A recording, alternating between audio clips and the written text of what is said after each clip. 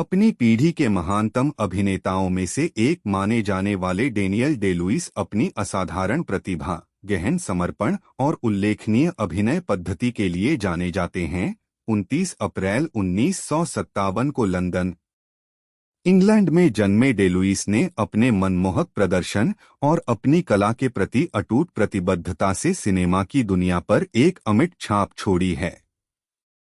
प्रसिद्ध अभिनेताओं के परिवार में पले डे लुइस कम उम्र से ही थिएटर की दुनिया से परिचित हो गए थे। उनके पिता सेसिल डे लुइस एक प्रसिद्ध कवि थे और उनकी मां जिल बाल्कन एक अभिनेत्री थीं। इस कलात्मक पृष्ठभूमि ने अभिनय के प्रति उनके जुनून को पोषित किया और उनकी भविष्य की सफलता की नींव रखी। डे लुइस ने अपने पेशेवर अभिनय की शुरुआत 14 साल की उम्र में फिल्म संडे ब्लडी संडे 1971 से की। हालांकि 1980 के दशक की शुरुआत तक उन्हें माई ब्यूटीफुल लॉन्ड्रेट 1985 और ए रूम विद ए व्यू 1985 जैसी फिल्मों में अपने शक्तिशाली प्रदर्शन के लिए व्यापक पहचान नहीं मिली थी। इन शुरुआती भूमिकाओं ने जटिल चरित्रों को तीव्रता और गहराई के साथ जीवंत करने की उनकी क्षमता को प्रदर्शित किया, जो उन्हें अलग करती थी। 1989 में डे लुइस ने फिल्म माई लेफ्ट फुट में एक सफल प्रदर्शन दिया, जिसमें सेरेब्रल पाल्सी से पीड़ित एक आयरिश कलाकार और लेखिका क्रिस्टी ब्राउन का किरदार निभाया था।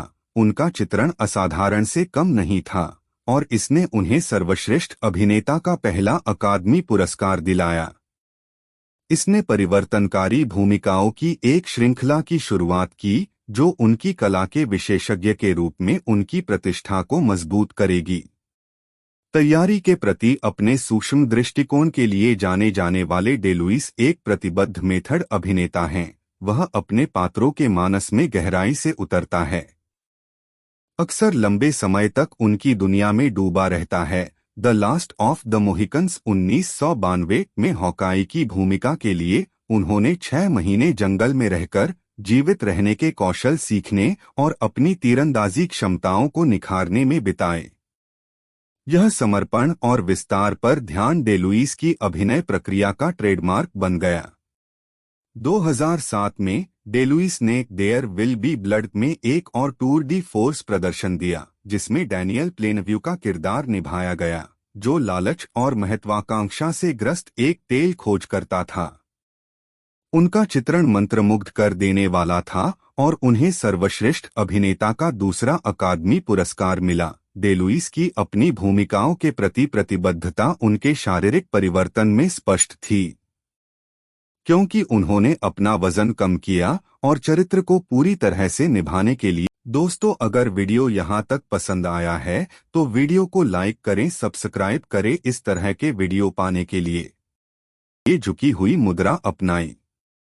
अपने करियर के दौरान डे लुइस अपनी भूमिकाओं के चुनाव में चयनात्मक रहे हैं, अक्सर परियोजनाओं के बीच लंबे समय तक ब्रेक लेते रहे हैं। उन्होंने जटिल मनोवैज्ञानिक गहराई वाले पात्रों को चित्रित करने, मानवीय स्थिति की सभी पेचीदगियों की खोज करने पर ध्यान केंद्रित किया है। इस दृष्टिकोण ने उन्हें लिंकन 2012 में अब्राहम लिंकन जैसे ऐतिहासिक शख्सियत से लेकर फैंटम थ्रेड 2017 में रहस्यमय ड्रेसमेकर रेनॉल्ड्स वुडकॉक तक कई तरह की भूमिकाएं निभाने की अनुमति दी है।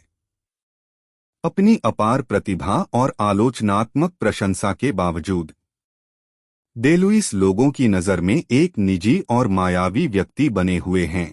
वह सुर्खियों से दूर रहते हैं और शायद ही कभी साक्षात्कार देते हैं। अपने प्रदर्शन को खुद बोलने देना पसंद करते हैं।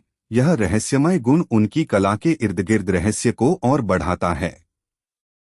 2017 में डे लुइस ने अभिनय से अपनी सेवानिवृत्ति की घोषणा करते हुए कहा कि फैंटम थ्रेड उनकी अंतिम फिल्म होगी, जबकि उनके निर्णय ने कई प्रशंसकों और सहकर्मियों को दुखी किया।